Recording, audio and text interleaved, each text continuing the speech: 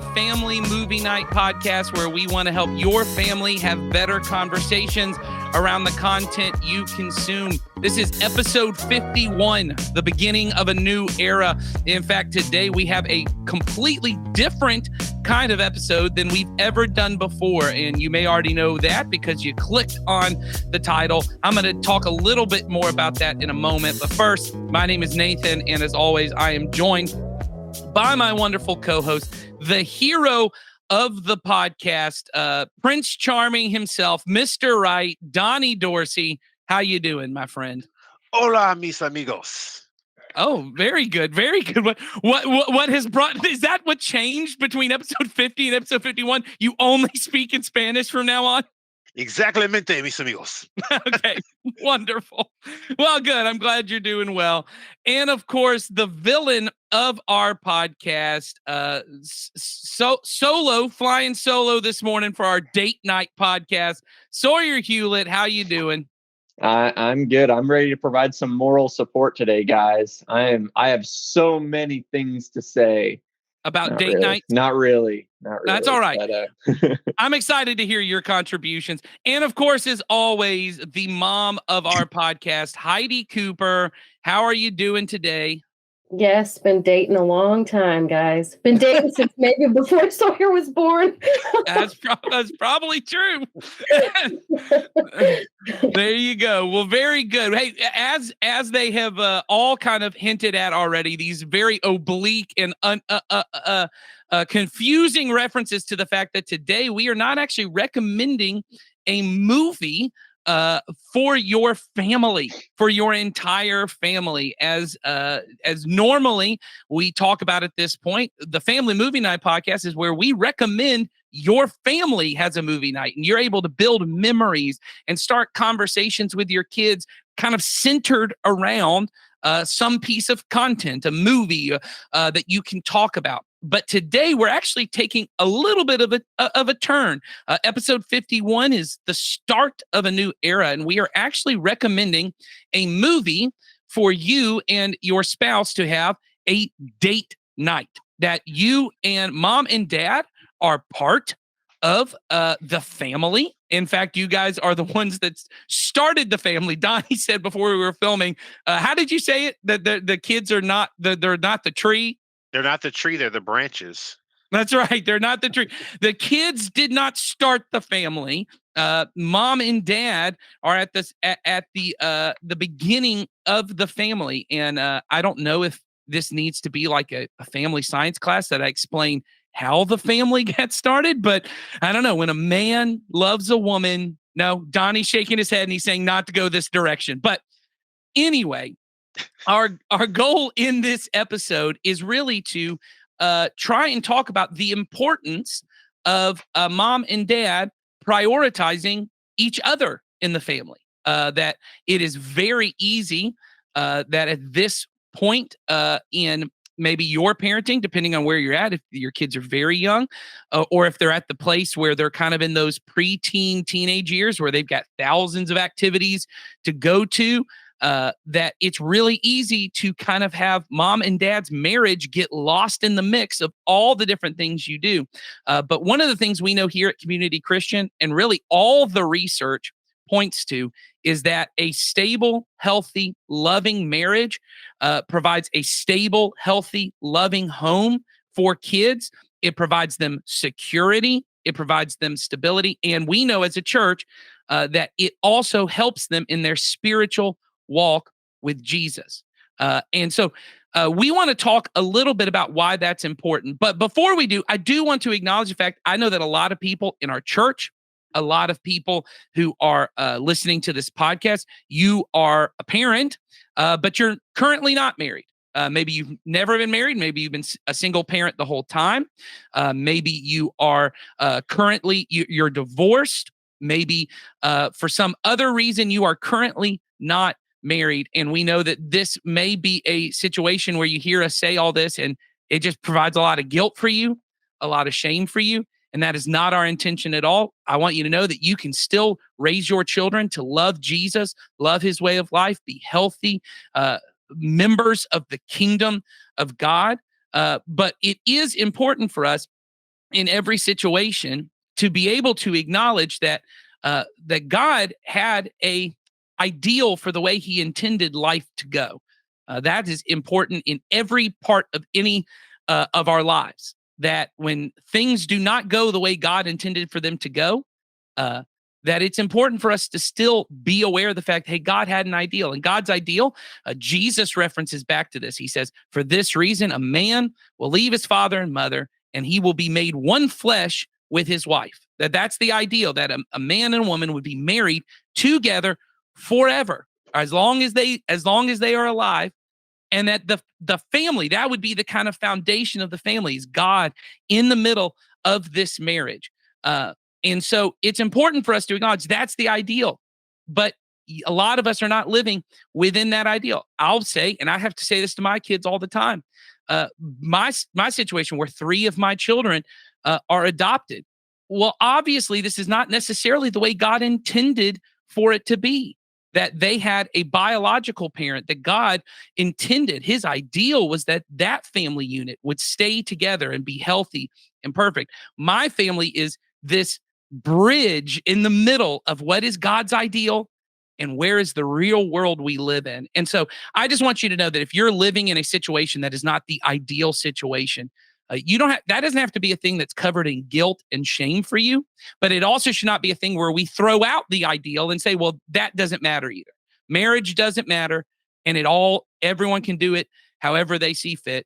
It's important for us all to know we're not living in a perfect world, but we do serve a perfect God who is able to make good come out of every situation.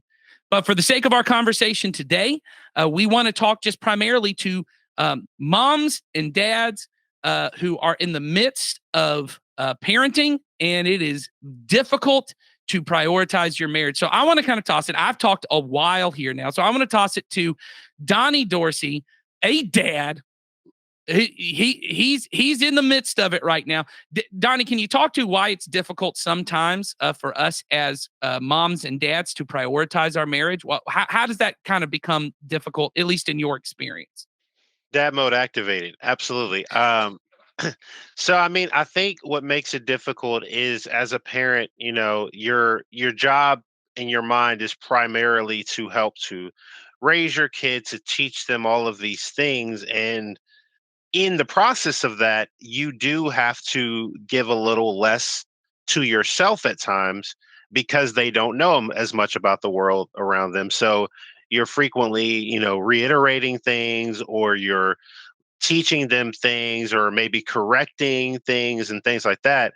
And I think it's very easy to, with all the energy you put into those things, to be very tired and just Yes. worn down at the end of the day. And it's like, Parenting exhaustion is real. and then by the end of the day, you're like, it's one of those things where it's like, you can look at your spouse and y'all look at each other and go, you tired? Yeah, I'm tired too. All right, so we're going to sleep. All right. And then we forget that in order to show our kids what it looks like in a healthy way, that we have to make time for each other, Right. in whatever that may be, whether it's, hey, we're going to, sit down and watch a television show or a movie, or maybe we sit and chat about something, or maybe we pull out a board game or some cards or something, and let them understand that your relationship is a priority in all aspects. Yeah. And I think that's true. I found that to be true for myself. 4 kids in the home, all I shouldn't say under the age of 10. I have a 10-year-old and everyone else is younger than that. But it's difficult at times to prioritize. Hey, mom and dad have to have time. We luckily have grandparents who are nearby. So babysitting is pretty easy for us to acquire. But Heidi, I know you were talking before we got on, being a mom. You've been both a single mom, and now you've been married to your husband, Stephen, for how long? How long? I was at your wedding, but I can't remember. 8 years. 8 years. So yes. So and y'all have 2 children together. Yes, And we so do. 6 and 3. 6 and 3. And so you were talking earlier that sometimes the ideal of being able to get a babysitter, go out, have some free time is not always a reality for you guys. Yeah, So. no, definitely not. I mean, we're small business owners, but that's like the least of our worries. It seems like it's like what, with we don't have grandparents close by that can watch the kids. We don't have, family really that lives around at all. We have some friends, but most of the time our date nights consist of like, we just try to be creative with it. Like we can do dinner outside, the kids do dinner inside. Like we'll do that a lot during the summertime when the kids tend to stay up a little bit later and it's nice outside. And then movies, of course, like we'll throw on a movie for them in one room and then a movie for us in the other room. And, usually we'll time it so that they kind of fall asleep watching theirs. And that's one night we don't have That's a pro parent tip right there. Yes. Like get their teeth brushed and all that done. And they're in the bed and then, they just doze to the movie. And but that is something that we enjoy. Concerts. We love going out. We love going on, trips and things like that. But when it's not possible, this kind of night is just really great to like reconnect, just even if it's something so simple as watching a movie and talking about that thing because you're stressed, you got a million things on your mind, or maybe you guys haven't even had a chance to like really catch up, but you don't want to unpack that heavy stuff. So it's easier to talk about, a date night movie or watch a comedy or something like that and just kind of relax, be together, remember why you even had kids in the first place. There you go. Yeah, exactly. Well, and I think so. Like I'll say for my parents growing up were honestly a very similar situation. I don't ever remember really getting babysat by other people, like for like my parents were going to go on a date. I remember, when my brother got old enough that he was able to kind of watch us, they started kind of going out to movies a lot and that kind of stuff. And so those days. well, yes. And like the ability, but like even as a kid being able to be aware, like there were lots of times where like we had a bedtime, like, and we always had a pretty strict bedtime. There was not a time that we ever, we were in our beds, in our rooms, whether we were asleep or not, we were expected to be quiet. And like, it was expected that would happen. And we kind of knew like, and they would make very clear, like mom and dad need to have time at the end of every day that we're together and we're able to reconnect and we love you. And it's not that we don't love you. It's just that in order for us to love one another, this is really central. And I think there's a little level of guilt. I feel it. So I got to think everyone feels it as mom and dad to kind of send kids away to their room or to say, hey, mom and dad are more important right now. And you got to, it feels like, especially when your kids are really little, when all my kids were under 7 and we're all there, it feels like, oh man, we're never going to get this time again. They're only this precious, this young, and, big wide-eyed 3-year-old comes up and you're like, get away from me.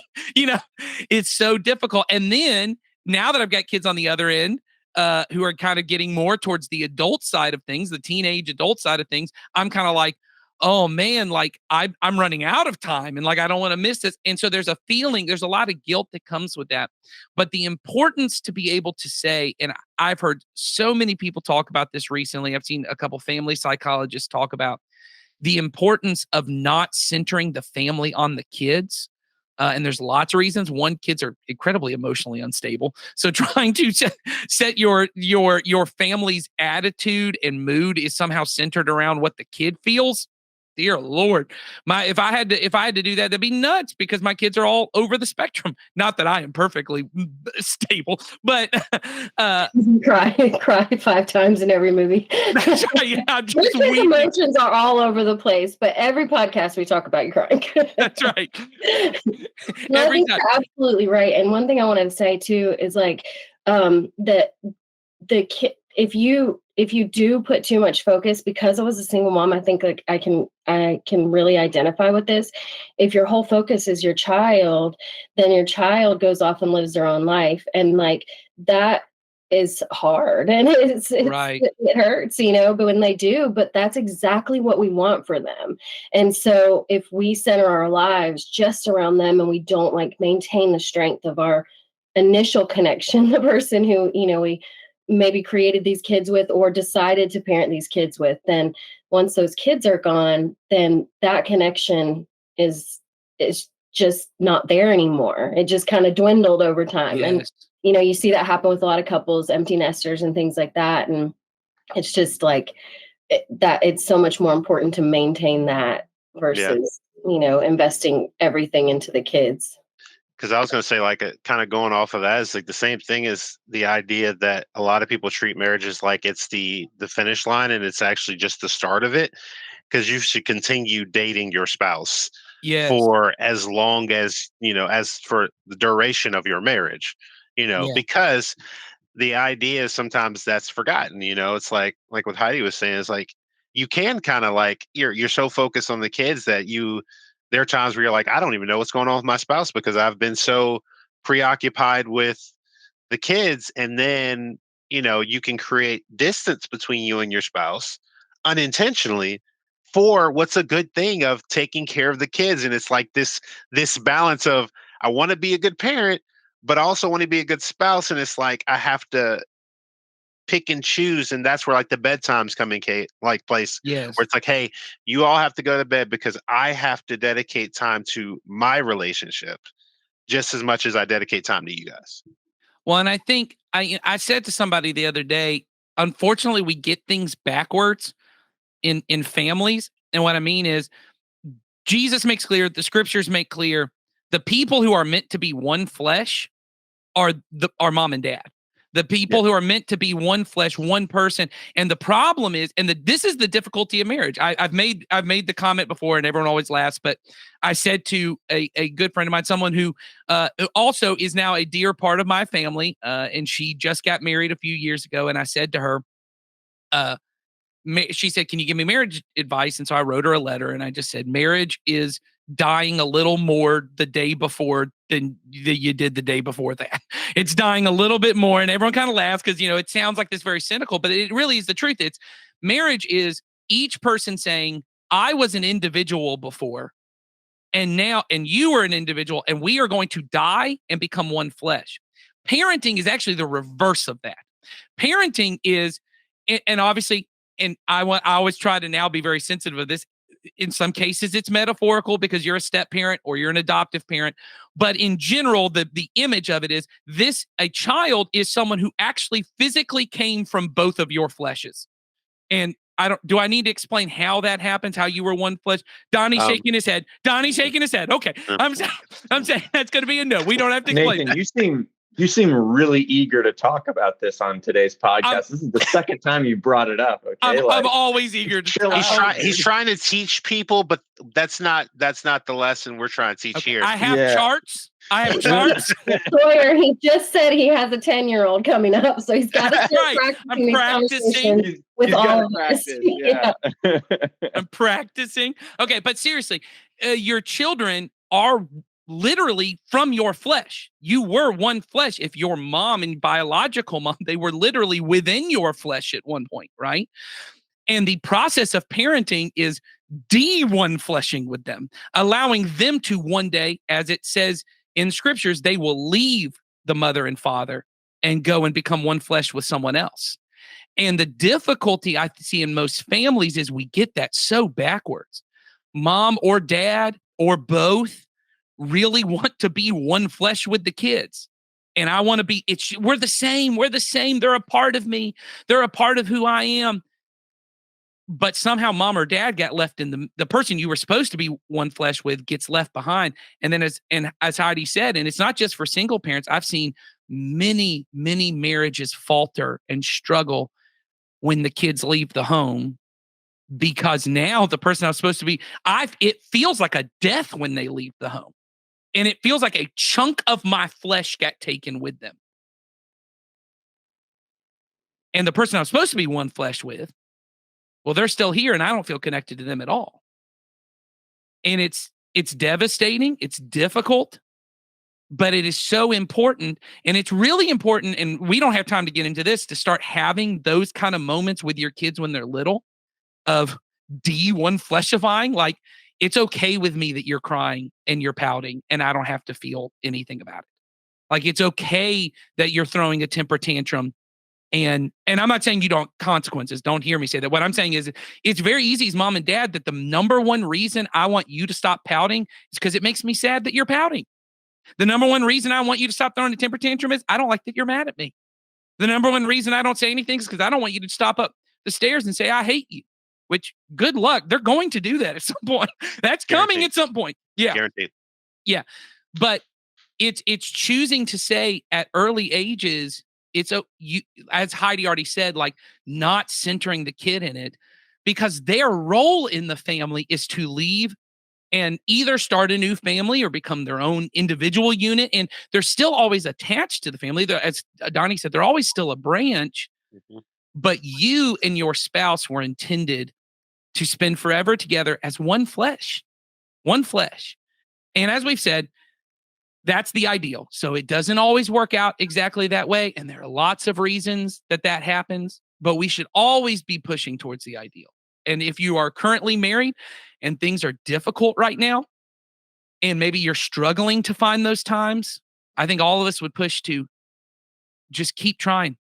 Keep trying to find those opportunities. Little things. It's the little things. It's because I think so many times things have been, you see it in movies all the time is that there's these big overtures of what it looks like. And that is so not realistic. What is realistic is, hey, what do you want to have for a snack tonight? Like maybe it's sharing some some ice cream or turning on a show that you both enjoy. It's connecting in a way that only you all can. So what are those things, Donnie? I love that. I think I see Heidi shaking her head. I think we all agree the date night part is important. Like so it's the way I talk to people about prayer too. I just had this conversation last night that you have to have in prayer, and I think it's Dallas Willard who said those little kind of like on the spot prayers. You think of someone, you just say a prayer. He's like, those kind of things are important, but those are kind of like washing your hands. Yeah. Like you got to wash it. He goes, but occasionally if you want to get your whole body clean, you're going to have to get in the shower. Little drops of water isn't going to get your whole body clean. At some point, you got to get in the bathtub and submerge. You got to have an appointment of prayer. You got to have a time where you go, I'm just submerged in prayer, plus the little moment. So what we're saying is, and I think it's the same true in relationships, you've got to have both. Hey, we have set aside a chunk of time for mom and dad to be together. And whether that's we can physically leave the house and drop the kids off somewhere and do a date night like that, or as Heidi kind of said, hey, we're going to watch a movie and y'all are going to we're going to do that while you're in bed. We've got set bedtimes.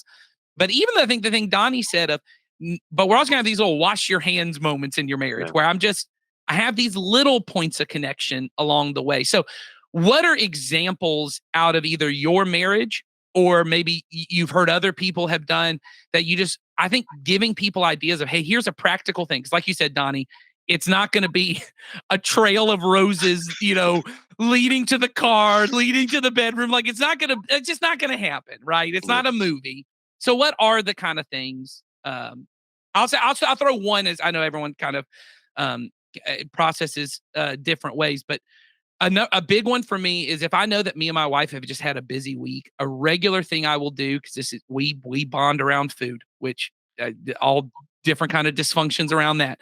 But that's our number one, is we're going to bond around food. And so I'll just kind of say, hey, I want to go pick up some ice cream for us tonight. Or, hey, I'm going to go pick up like what her favorite kind of snack is. She is not a sweets person. She is let me have something spicy or salty or something like that. So I'll go pick up some kind of snack. And that's more of like a little wash your hands. Like, let's just have a little moment, 30 minutes where we're going to sit and kind of just eat a fun snack and just be together. Anyone else have any kind of ideas of things that you can do? I think one of the things I think about is that I try to make a constant effort of giving compliments that are not related to being a mom. Ooh, Donnie, that is a pro husband tip right there. Your wife is not just a mom. Good job. No, keep going. I wasn't trying to interrupt you. Go ahead. No. But it's because I think it's so easy to just give compliments on the thing that they do and give the most time to sometimes, and going, hey, man, you really are taking care of those kids. But it's sometimes going, hey, I really appreciate that you remembered to this particular thing, or I appreciate that you took some time out with and helping me with things, or you look Yes. very beautiful today. Like you're amazing. I just want to tell you how great you are. I want to throw this on the reverse end because we had I think one, learning your spouse's love languages are huge. Like how Yeah. do they give love? How do they receive love?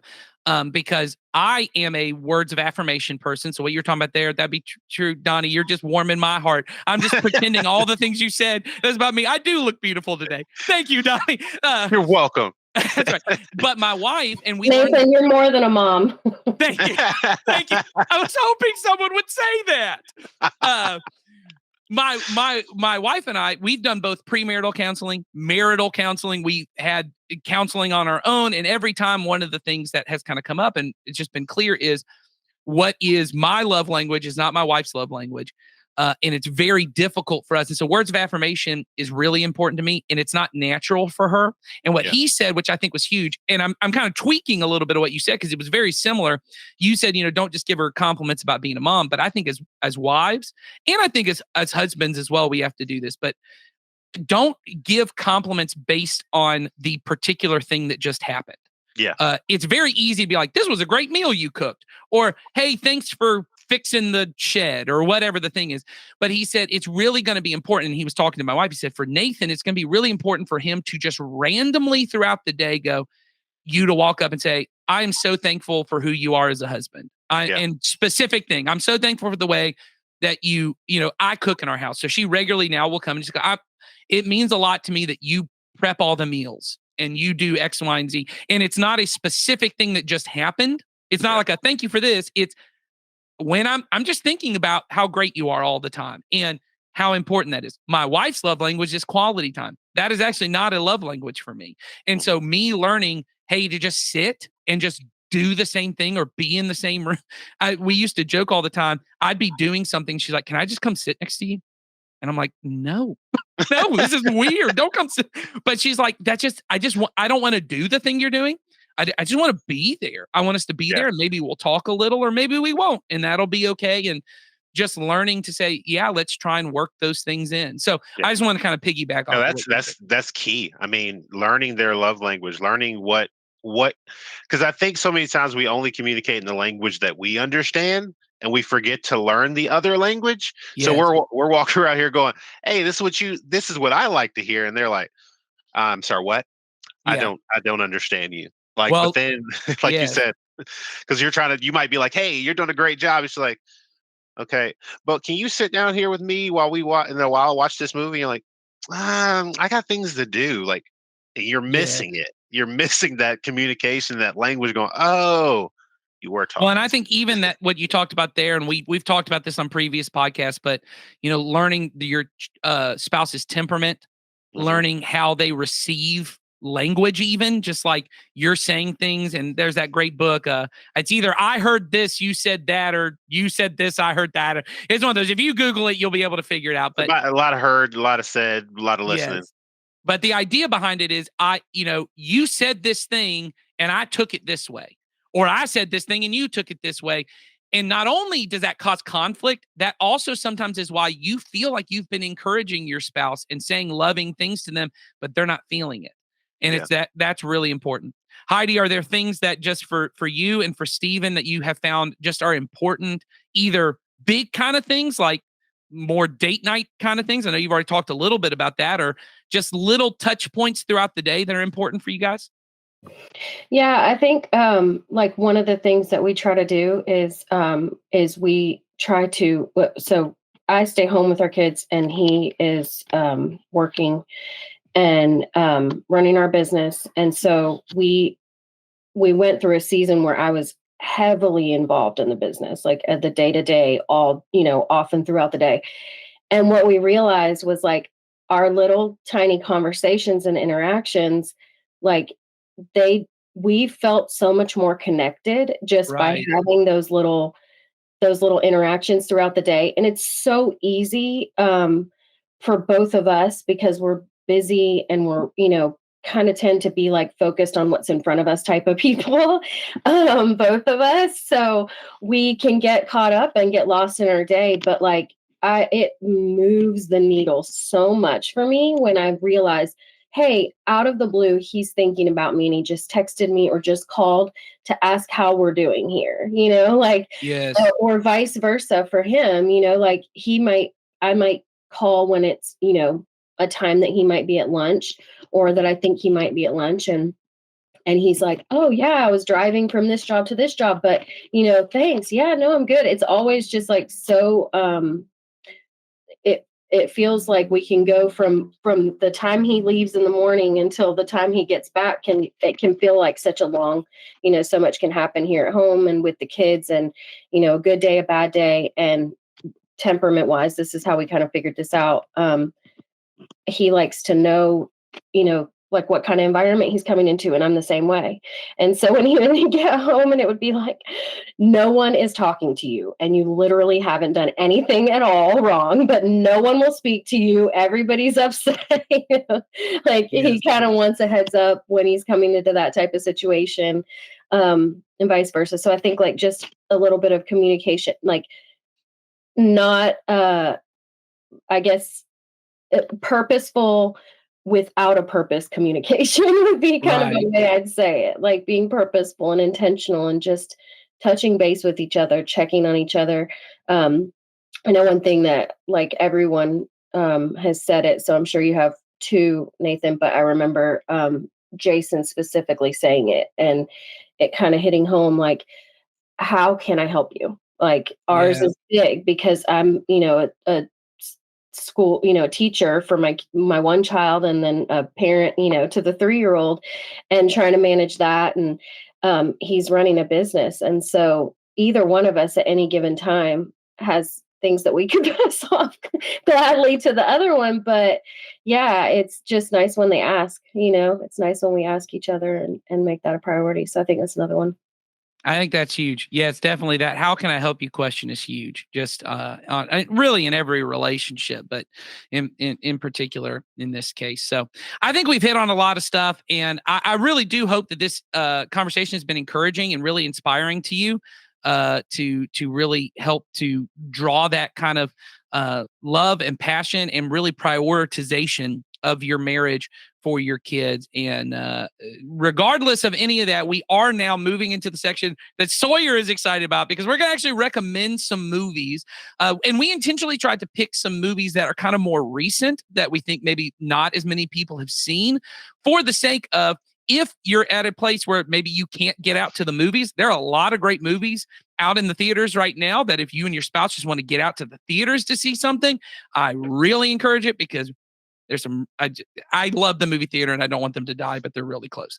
But if they don't, there are plenty of movies that are streaming right now that if you can, just put your kids to bed early, or, like Heidi said, set them up in another room and you and your spouse can just sit and kind of have a movie night together. These might be some great ones. So Sawyer hasn't got to talk a lot as the single dude, childless single dude on the podcast. I'm living the dream, okay? I enjoy my life. There you go. I wasn't criticizing your life. Yeah. I wasn't criticizing. I was just saying, to this particular conversation, not a lot to add. So, well, before I give my recommendation, I just need something on the record that Die Hard is a better movie than Lethal Weapon. I just needed that on the record. Sorry, I'm sorry, Heidi and Donnie. That is a heated argument that Nathan and I have been in, and I just needed it on the record. Okay. Okay, whatever. I'll let you go on. Go ahead. Yeah. Now that's out of the way. My movie is Knives Out. I'll talk to my wife about it later. Yeah. No, my recommendation is Knives Out. This is a movie I've watched on a date before. This movie is from like 2019. I think it was just before the pandemic, right? Yeah, it's 18 or 19. I can't remember exactly. I actually originally saw this with my mom, and then I was dating a girl at the time, and I was like, "Hey, we will enjoy not this." Your mom. Correct. Okay, good. I was just making sure we didn't get confused. I did not see this movie twice with my mom. Okay, good. All right. And so, no, I remember like being like, oh, it's a Rian Johnson movie and a murder mystery. That's something that I'll like and something that my mom will like. And so I took my mom to see it, and then I was like, I'll take my girlfriend to see it, and I took her to see it, and yeah, it was fun. It was, it's a good time. Let's kind of clarify for people who may not even know what this is. Yeah, Knives Out is a whodunit kind of Yeah. in the Agatha Christie Murder on the Orient Express. It's around Yeah. a famous crime novelist who Yep. dies in a mysterious way, and they Yeah. bring in a great detective played by Daniel Daniel Craig. And it is like, okay, without Daniel Craig, it's a good movie. With Daniel Craig, it's a great movie. His performance His performance is very good. He has this Kentucky. He's like from Kentucky, his character, and like He just sounds like Colonel Sanders. Exactly. You're imagining James Bond is about to start talking, and then he has this Colonel Sanders accent come out, and it's so amazing. And we just lost Nathan, but so I'll just talk about Knives Out. It's also got some really cool storylines that are really mature about a character who is kind of the main character, but she's the caretaker of the guy who dies, and she's kind of the POV that we meet in the movie, and she has a really sweet character arc. This is just a really fun movie, a really heartfelt movie, honestly. And so it's really funny too. Like, great cast. Exactly. I know we've mentioned Daniel Craig. Jamie Lee Curtis gives one of her best performances in this movie. Yeah. All around, just a really strong. Don Johnson is in this movie. Don Johnson kills it. My favorite supporting performance is Michael Shannon. Michael Shannon in this movie is Chris hilarious. Evans is in this movie. Chris Evans is great hilarious. in this movie. Yeah. This movie is seriously, like, in terms of like cast and star power, this movie is stacked and genuinely a good mystery. Like, it's one of those that's going to be kind of hard to figure out. And then as you do, but it's not one of those that like they're withholding information. Like, all of the pieces are on the board. You could solve it. It's just really good. These are the kind of movies I even suggested, Sawyer and I were kind of talking about what would be good movies to discuss. I kind of suggested this one because these are the kind of movies that my wife and I love to watch on date nights. Like, we are less rom-com kind of people than we are. The number one we're going to watch is some like gruesome horror movie. Those are the ones we're going to watch. But if not, she in particular really loves murder mystery stuff. And I think top notch. I mean, maybe best in 20 years. I mean, just really good. I would say since Clue, which that's well over 20 years ago. So yeah, it has a similar vibe to Clue, but I will say this, it's not just straight comedy. It's got plenty of other stuff. So that's when you dropped off. That's what I was saying. It's a really heartfelt movie about this one character played by Ana de Armas, who is also just really good in the movie. And she's kind of a lower class person, low income person, and she basically, like, she's interacting with these billionaires, and they have some really interesting commentary on it. It's also Rian Johnson, who is one of my favorite working directors. This is an all around great movie. And there's a sequel coming out on Christmas on Netflix, Glass Onion. And so I am very excited for that. Same here. Very, very good. Very good choice there. All right. Let's move on to the mom of our podcast, to go from kind of a murder mystery to something even more lighthearted, even though there's comedy in Knives Out. This is more of like a raucous kind of comedy, kind of all over the place. Heidi Cooper, what movie did you watch? Lost City. So it's Sandra Bullock, and you can't go wrong with her.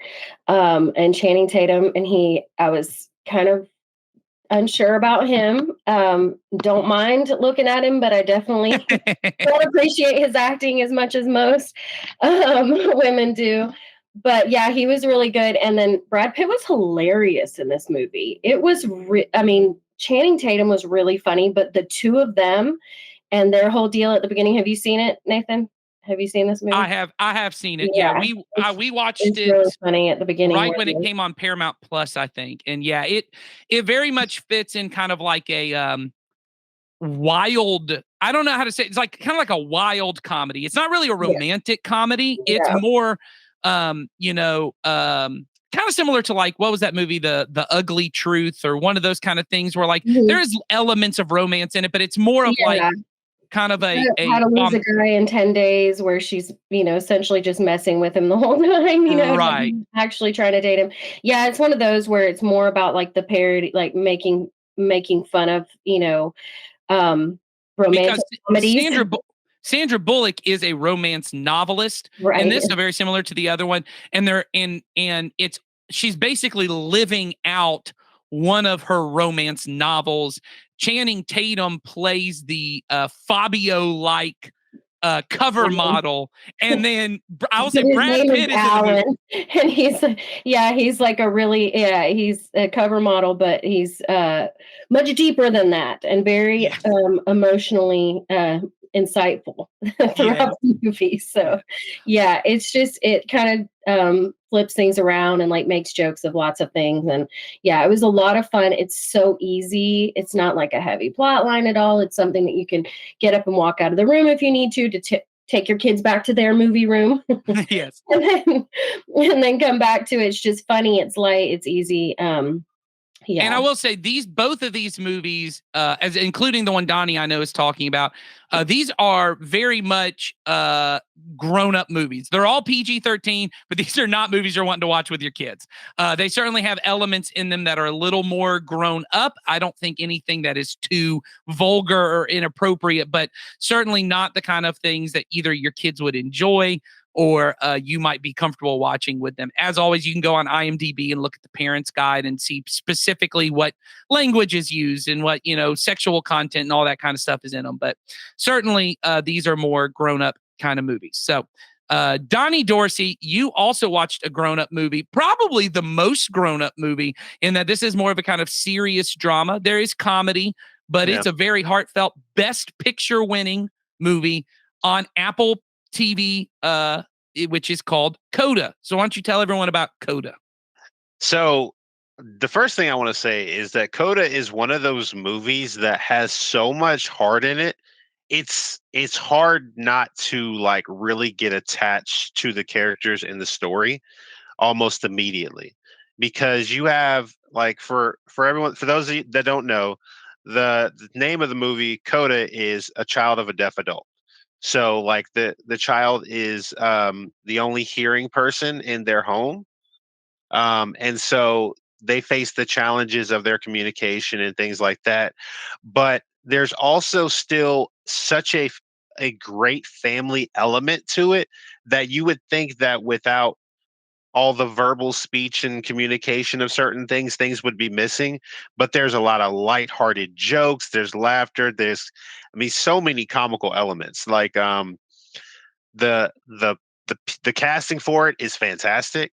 Like I said, you watch this young girl figure out something that her family won't be able to fully appreciate about something that she loves. Well, I think you can say it because I think it's helpful for. She's a beautiful singer, and obviously her brother nor her parents can ever fully appreciate what that is, and that causes a rift at times. It does. But I'll just say this is not a spoiler. I mean, it's a little bit of spoiler. It is beautifully resolved. So if you're worried that it's going to be a sad movie, this is a uplifting, beautiful movie.